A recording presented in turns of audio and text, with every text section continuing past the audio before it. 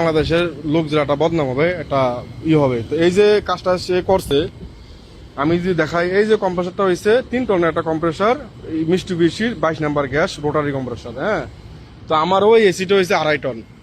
ওই এসিটা career ceiling ডাক্টেবল AC, ওইটা হয়েছে 2.5 টনের মেশিন। তো মডিফাইতে করার আমার এখানে প্রয়োজন নেই। আর ডাক্টেবল এসিগুলো নিয়ে এত সিলভার করার আমি মনে করি দরকার নাই, যেহেতু এগুলো হোটেলের রুমের এসি। তো এগুলো দীর্ঘদিন চলবে, সেই হিসাব করে আমার যে অরিজিনাল যে জিনিসটা, অরিজিনাল যে কম্প্রেসারটা, ওইটাই বসানো উচিত।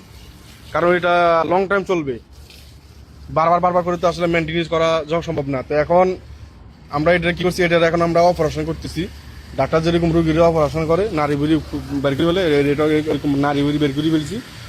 এখন সন্ধ্যা মতো সার্ভিস করবো, সার্ভিস করে এটা ফ্লাশিং করবো। এখন ফ্লাশিং করার পর তো আউটডোর আমরা সার্ভিস করার পর আমরা এখন ফ্লাশিং করবো। এই যে নাইট্রোজেনের বোতল আমার ওইটা শেষ হয়ে গেছিলো, এখন আবার রিফিল করে নিয়ে আসছি, মানে চেঞ্জ করে নিয়ে আসছি আর কি। এটা ভরা বোতল, এখনো প্লাস্টিক খোলা হয় নাই। তো এগুলা এখানে এক বোতল চেঞ্জ করতে নেয় হচ্ছে 75 রিয়াল। হ্যাঁ, 75 রিয়াল বাংলাদেশে কত, প্রায় 2400 টাকার মতো, 2400 টাকার মতো। তো এটা দিয়ে আসলে 2টা এসি করা যায়। 2টা এসি, বড় এসি হলে একটা করা যায়, 2টা করা যায় না। ছোট এসি হলে 2টা করা যায়। 2টা, আর একটা ফ্লাশিং, ইনডোর আউটডোর দিয়ে ফ্লাশিং করি। যদি আউটডোর ফ্লাশিং করি তাহলে 4-5টা করণ যাবো। আর যদি 2টা একসাথে করি তাহলে 3টা করা যায়, বেশি করা যায় না। তো ফ্লাশিং এর জন্য নাইট্রোজেন সেরা। ফ্লাশিং, লিক টেস্ট জন্য নাইট্রোজেন পারফেক্ট। আর এটা হচ্ছে R11 এই যে R11 বলে, আবার এটাকে বলে 141B। এই যে R141B, আবার এটাকে R11 বলে। এটা হচ্ছে এসিড জাতীয়। তো এটা ফার্স্টে আমরা ঢালমু, ঢালার পরে আমরা নাইট্রোজেন দিয়ে প্রেসার দেবো। তারপরে কিলকিল করে সব কিছু বেরিয়ে যাবো, তেল মেল কোনো মশলা জাতীয় কিছু থাকলে সব একসাথে বেরিয়ে যাবে। আগের কম্প্রেসারের মনে একদম পুড়ে গেছে, একবার সব কালো কালো। এই যে সব কালো, সব কালি। নাইট্রোজেনের প্রেসার, এগুলো গন্ধে আসলে থাকা যাচ্ছে না, এই সব কালি। এর থেকে সব তেল আর কালি বেরোচ্ছে। আর এগুলো একটু খাবান, আরেকটু R11 খাবান। তো ফ্লাশিং করতেছি আমরা। হ্যাঁ, আমরা এখানে ডিসচার্জের সামনে ডিসচার্জ বাল্ব, আমাদের যেটা লিকুইড লাইনের সামনে আমরা 3/8 একটা চার্জিং বাল্ব বানাই নিছি, এটা বন্ধ করে নিছি। তো আমরা এখান থেকে প্রেসার দিতেছি, এখান থেকে প্রেসার দিলে এটা ফুল কন্ডেন্সার হয়ে আমাদের কম্প্রেসার এখান থেকে বাড়িব। তো ফার্স্টে আমরা খাওয়াইছি R11, খাওয়ানোর পরে দিয়েছিলাম নাইট্রোজেন দিয়া প্রেসার। তো এখন আবার R11 খাওয়াইছি, খাওয়ানোর এখন দিতেছি 22 নাম্বার গ্যাস দিয়া। 22 নাম্বার গ্যাস দিয়ে দেওয়ার পরে কি করবো, আবার নাইট্রোজেন দিয়ে মারমু। বন্ধুরা, আমি আমার প্রত্যেকটা ভিডিওতেই বলি, নতুন কম্প্রেসার লাগানোর আগে কম্প্রেসার অবশ্যই ম্যানুয়ালি চালু করে চেক করে নিতে হবে, পাম্পিং ঠিক আছে কিনা, কম্প্রেসারের অ্যাম্পিয়ার ঠিক মতো নেয় কিনা, আমার সাকশন ডিসচার্জ ঠিক আছে কিনা। হ্যাঁ, তো আমরা অলরেডি কানেকশন দিয়ে ফেলছি। যে এটা হচ্ছে আমাদের আউটডোরের কন্ট্রোল প্যানেল। হ্যাঁ, তো আমরা অলরেডি কানেকশন দিয়ে ফেলছি। এখন আমরা 220 লাইন দেবো। 220 লাইন দেওয়ার পরে যখন আমরা পুশ করবো এখানে কন্ট্রাক্টর, তখনই কি হবে, তখন আমার কম্প্রেসার চালু হবে। তো এরকম আমাদের পাওয়া দেওয়া শেষ। এখন আমি এখান থেকে কন্ট্রাক্টর পুশ করলেই ইনশাল্লাহ আমাদের কম্প্রেসার চালু হয়ে যাবে। বিসমিল্লাহ। এই যে কম্প্রেসার চালু হয়ে গেছে।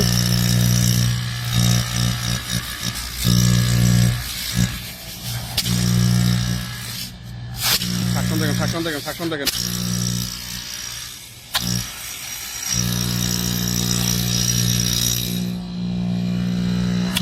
অরিজিনাল জিনিস যখন তারা কেউ যদি মডিফাই করে, আমি হোক যেই হোক, তার পরবর্তীতে আবার অরিজিনাল জিনিসটা লাগাইতে গেলে যে কত যে একটা পেরেশানি।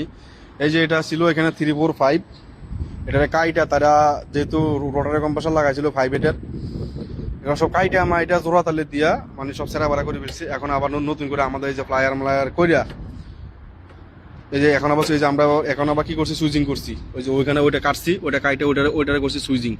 ওখানে এই যে সাকশানে করে আবার সুইচিং করা লাগছে। তো আমাদের কাছে সুইচিং আমার কাছে 2টা আছে, একটা আছে ম্যানুয়ালি, এই যে একটা আছে ম্যানুয়ালি হাতের ফিটা করছি, আর একটা আছে ডিজিটাল। তো এই হচ্ছে কন্ডিশন। তো অরিজিনাল জিনিস কাইটা বেশি সেরা ভাড়া করতে গেলে কিন্তু সমস্যা হয়ে যায়। তো আলহামদুলিল্লাহ অবশেষে আমাদের ব্লেজিং করা শেষ। আমরা কম্প্রেসার সুন্দর মতোই ব্লেজিং করে ফেলছি, খুব সুন্দর জ্বালা হয়েছে। আমি যদি দেখাই ব্লেজিংগুলো, যদি আমি দেখাই, মাশাআল্লাহ খুব সুন্দর ব্লেজিং হয়েছে। এই যে ডিসচার্জ, তারপরে এই যে সাকশানের গোড়ায় খুব সুন্দর ব্লেজিং হয়েছে, ব্লেজিংগুলো খুব সুন্দর হয়েছে। আর আমি এখন এটাকে প্রেশার দিয়ে হোল্ডিংয়ে রাখবো, কেননা আমার কাছে একটু সন্দেহ লাগছে, এটার নিচে একটু ভিজা ভিজা লাগছে, এটা নিচের সাইডটা একটু ভিজা ভিজা লাগছে। এখন এটা ভালো করে চেক করবো আর প্রেশার দিয়ে আমি এটা 300 PSI প্রেশার দেখছি। এই যে এখানে দেখা যায় 300 PSI, এই যে 300 PSI প্রেশার দেখছি আমি। তো এখন এটা সারা রাত এটা এভাবে থাকবো, আমরা এটা একটা সাইড করে দেবো। সকালবেলা এসে দেখবো যে প্রেশার কোনো কমে কিনা। যদি প্রেশার কমে, এখন আমরা তো চেক করবো, অলরেডি সাবান নিতে পারাইছি, চেক করে দেখবো কোনো লিক আছে কিনা।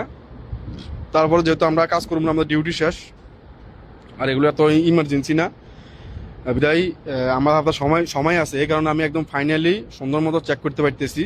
যদি সময় কম থাকতো আমি এখন খালি আমার জয়েন্টগুলা যেগুলো সন্দেহ লাগে এগুলো লিক চেক করে আমি আউটডোর বসা দিতাম। যেহেতু সময় আছে, তো সেহেতু আমি এটা প্রেশার দিয়ে এখন রাখা দেবো, পুরো রাত থাকবে। সকালবেলা এসে দেখবো প্রেশার কমছে কিনা। যদি প্রেশার কমে তাহলে আমি এটা সিলিমি অভিযান দেবো, প্রত্যেকটা জয়েন্টে ভালো করে দেখবো যে অন্য কোথাও লিক আছে কিনা। তো এখানে নিচে দেখা যায় একটু ভিজে আছে। তো আমি যেরকমটা বলছিলাম, এই যে আমাদের লিক চেক চলতেছে।